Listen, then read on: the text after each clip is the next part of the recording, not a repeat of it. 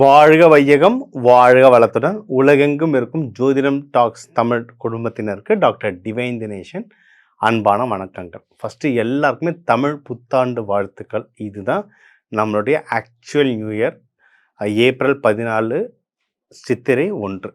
சரி, இந்த புத்தாண்டு பேர் வந்து பராபவ வருடம். இது ரொம்ப ஆன்மீகமான வருஷம். சரிங்களா? அதுவும் இந்த வருஷத்தில் வந்து நிறைய பயிற்சிகள் நடக்க போகுது. குரு பயிற்சி நடக்க போகுது, ராகு கேது பயிற்சி நடக்க போகுது. சரிங்களா? இன்னும் நிறைய விஷயங்கள் நடக்க போகுது. நம்ம வந்து ஆற்காடு பஞ்சாங்கம் ஃபாலோ பண்ணுறோம். அது பிரகாரம் நீங்கள் வந்து இதுக்குடைய ராஜா யாருன்னு பார்த்தீங்கன்னா குரு பகவான். ஓகே, மந்திரி செவ்வாய், சேனாதிபதி சந்திரன். இந்த வருஷம் உலகத்திலே நிறைய சேஞ்சஸ் வரப்போகுது. குறிப்பிட்டு தென் இந்திய பக்கம் நிறைய கவர்மெண்ட் ரிலேட்டட் பாலிசிஸ் நிறைய சேஞ்ச் ஆக போகுது. கால பருவநிலை நிறைய மாறப்போகுது. நார்த் இந்தியாவில் ரொம்ப மழை வெள்ளம் வரப்போகுது. தமிழ்நாடு சைடு வந்து ஓரளவுக்கு ஹெவி ரெயின்ஃபால்ஸ் இருக்குது. சரி, இதெல்லாம் உலகம் விஷயங்கள், இது நிறைய நடுவில் சொல்லுவேன். நமக்கு இதனால் என்னென்ன நல்லது நடக்க போகுது, என் வாழ்க்கையில் என்னென்ன நல்ல விஷயங்கள் நடக்க போகுது, எந்தெந்த விஷயங்களை நான் கொஞ்சம் ஜாகிரதையாக இருக்கணும், எந்தெந்த தெய்வத்தை எப்படிலாம் வழிபட்டால் நான் நல்ல வாழ்க்கையில் முன்னேற முடியும், இது ஒவ்வொன்றுத்தையும் நம்ம வந்து பொறுமையாக பார்க்க போகிறோம். வாழ்க்கைக்கு தேவையான முக்கியமான பாயிண்ட்ஸ் எல்லாத்தையும் கவர் பண்ண போகிறேன். ப்ராக்டிக்கலாக நிறைய வீட்டிலேருந்தே பண்ணுற பரிகாரங்களும் சொல்ல போகிறேன். ஒவ்வொன்றா கவனிச்சுட்டு வாங்க. ரிஷப ராசி, ரிஷப லக்னக்காரங்களுக்கு நமக்கு என்னங்க, நம்மளுக்கு ஒன்றும் சனி பயிற்சிலாம் எதுவும் இல்லைங்க. எல்லாம் சூப்பராக போய்ட்டு, ஏற்கனவே நம்மளுக்கு பணமழை கொட்டிட்டு தான் இருக்குது. சரிங்களா? சின்ன சின்ன ஸ்ட்ரகிள் வரும், அப்படியே லட்டு மாதிரி கையில் வராது, கொஞ்சம் ஸ்ட்ரகிளோடு வரும். ஏன்னா சனி பகவான் 3ஆம் பார்வையை உங்களை பார்க்கறதுனால. ஆனால் எண்ட் ஆஃப் த டே ஜெயிச்சிருங்க. எண்ட் ஆஃப் த டே கையில் காசு வந்துடும், டப்பு பாக்கெட்டில் வந்துடுது. இது ஒன்று. இது வந்து அடுத்த வருஷமும் கண்டினியூ ஆகும். ஒன்று அடுத்த வருஷம் ஒன்றும் டாப் டக்கர். உங்களுடைய 3ஆம் வீட்டுக்கு குரு பகவான் போயிட்டேன்னா நீங்கள் தொட்டது, நீங்கள் எந்த ஸ்டெப்பு எடுத்தாலும் ஜெயிச்சிருவீங்க. பிஸ்னஸ் பற்றி எடுத்தாலும் ஜெயிப்பீங்க, பர்சனல் வாழ்க்கை, கல்யாணம், எதை எடுத்தாலும் ஜெயிக்கலாம். பெஸ்ட்டு ரொம்ப சூப்பராக என்னென்ன இருக்குன்னா, வேலைக்கு போகிறவங்களுக்கு வந்து ப்ரொமோஷனுக்கோ இல்லைனா ஒரு சம்பள உயர்வுக்கோ, வெளிநாடு ஏதாவது ஒரு நாடு நான் இங்கே போனேன் இல்லை வேறு ஊர் பிரான்ச்சுக்கு போனோம்லாம், ஏதாவது இப்போ சில பேருக்கு வந்து சென்னையிலேயே இருக்கேன், எனக்கு ஹைதராபாத் போகணும், பெங்களூர் போகணும்லாம் ஆசைப்படுவீங்க. நிறைய பேருக்கு பெங்களூர் வந்து ஒரு பேங்காக் கனவு மாதிரிலாம் சுற்றிட்டு இருக்காங்க. ஸோ அது மாதிரி ட்ரான்ஸ்ஃபர் கிடைக்கணும்னா அதெல்லாம் ட்ரை பண்ணலாம். நீங்கள் எடுக்கிற முயற்சிகளுக்கு தாராளமாக உங்களுக்கு ஜெயிக்கலாம். சரி, இது ஒன்று. அடுத்து வேறு என்னென்ன நல்ல விஷயங்கள்னால், மேரேஜுக்கு டைம் ரொம்ப நல்லாயிருக்கு. அதுவும் இது சுக்கிரன் வீடு. நீங்களும் லவ் பண்ணுறதுக்கு அதிக வாய்ப்பு இருக்குது, உங்களை நிறைய பேர் பண்ணுறதுக்கும் வாய்ப்பு இருக்குது. உங்களுக்கு எது பெஸ்ட்டு, யார் பெஸ்ட்டானவங்கன்னு உங்களுக்கு ஃபிக்ஸ் ஆகிடுச்சுன்னா அவங்கள வீட்டில் சொல்லி அழகாக கல்யாணம் பண்ணிக்கிறதுக்கு இது வந்து ஒரு பர்ஃபெக்டான டைம். உங்களுக்கு ஏதாவது உடல் ரீதியாக ஏதாவது இஷ்யூஸ் இருந்திருந்தாலும் அந்த இஷ்யூஸ் எல்லாமே டிராஸ்டிக்காக கம்மியாகும். எஸ்பெஷலி உங்களுக்கு டயபெட்டிஸ் எதுனா இஷ்யூஸ் இருந்ததுன்னா, இல்லை கண்ணில் ஏதாவது பிரச்சனைகள் எதுனா இருந்ததுன்னா அது எல்லாமே டிராஸ்டிக்காக கம்மியாகனா ஒரே நாள் தூங்கி காலையில் எழுந்தோடனே சரியாகும்னு சொல்ல மாட்டேன். இப்போ நீங்கள் ரைட்டான டாக்டரை நீங்கள் பார்த்து அப்ரோச் பண்ணி கிளாரிட்டி பண்ணிக்கிற ஒரு கரெக்டான டைமாக இருக்கும். ஏதாவது பிரச்சனைகள் இருந்தால் போயிட்டு அப்ரோச் பண்ண கரெக்டாக உங்களுக்கு அமையும். இது ஒன்று. அடுத்து பிஸ்னஸ் எதனா நீங்கள் பண்ணுறீங்கனாலும் பிஸ்னஸ் நல்லபடியாக உயரும். சரிங்களா? ஏன்னா இப்போ உங்கள் பிஸ்னஸ் வேட்டையும் வந்து குரு பகவான் பார்த்துட்ருக்கார். அதனால் உங்களுக்கு பிஸ்னஸும் நல்லபடியாக உயரும். நீங்கள் வந்து ப்ராஃபிட்டில் மட்டும் கொஞ்சம் கவனமாக இருங்க. ஏன்னா 11th ஹவுஸ்லலாம் 11ஆம் வீட்டில் சனி பகவான்லாம் இருக்கார். போட்டு கொஞ்சம் புரட்டி எடுத்துருவார். ப்ராஃபிட்டில் கொஞ்சம் புரட்டி எடுத்துருவார். இதுக்கெல்லாம் யாருன்னா பரிகாரம் கேட்டிங்கன்னா, நீங்கள் வந்து ஒரு பிஸ்னஸ் டீல் பேசுகிறீங்கன்னா முன்னாடியே கிரெடிட் லெட்டர், அப்படி இல்லைன்னா ஒரு பாதி அட்வான்ஸ் வாங்கி வைக்கிறது, இதெல்லாம் பண்ணிட்டீங்கன்னா பெஸ்ட்டு, தப்பிச்சுக்கலாம்.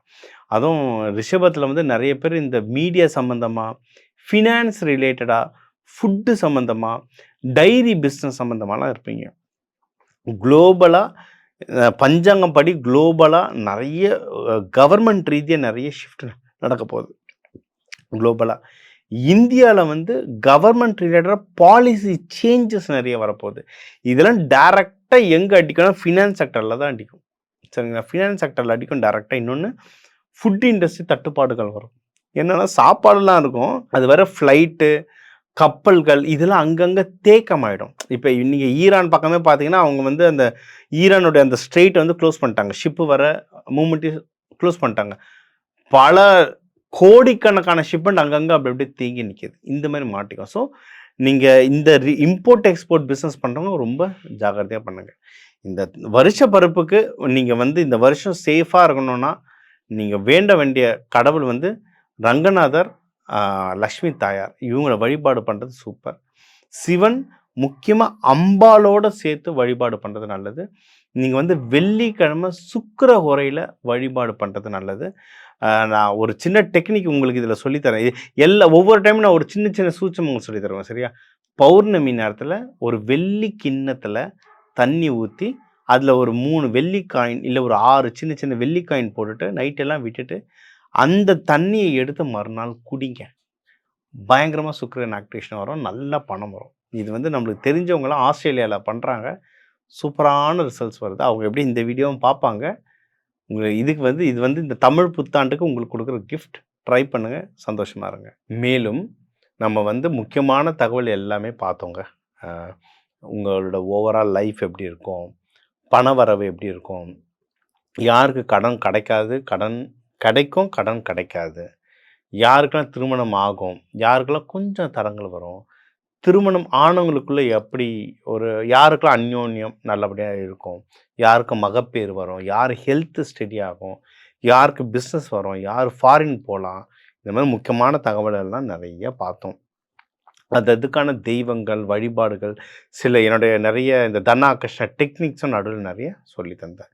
இதெல்லாம் சூப்பர். இது எல்லாமே பொதுவான பலன்கள். ஓகேங்களா?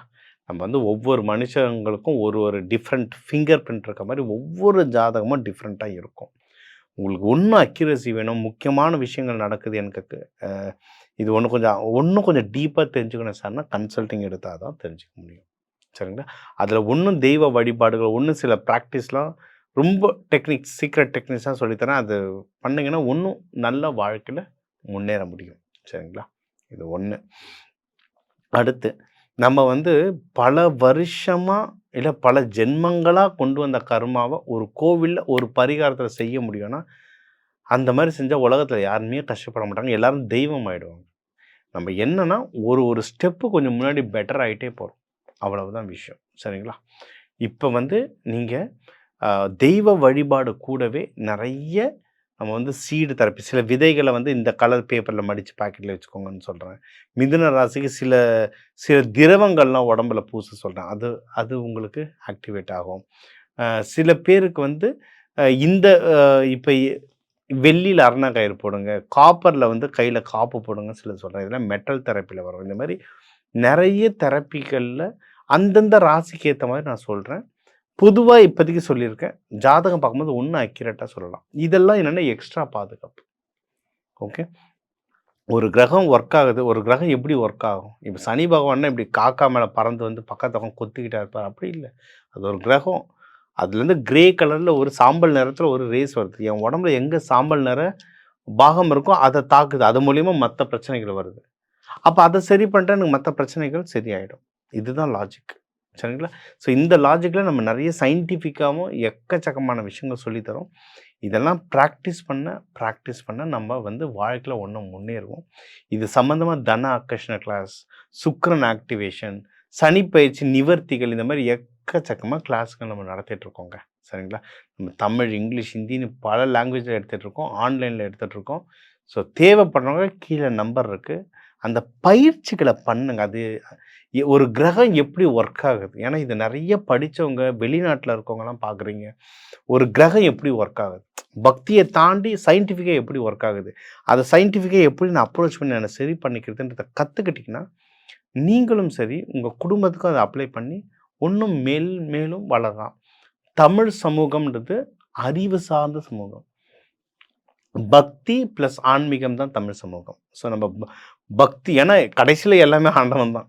எல்லாமே கடைசியில் ஆண்டவங்கிட்ட தான் போய் நிற்க போகிறோம். ஸோ அதுக்கு அவர்கிட்ட போகிறதுக்கு முன்னாடி நம்மளால் எவ்வளோ முடியுமோ அவ்வளோ ப்ரிப்பேர் பண்ணிட்டு போனோம்னா அவர் ஒன்றும் நம்மளை கொஞ்சம் ஈஸியாக ஹெல்ப் பண்ணி விடுவார்.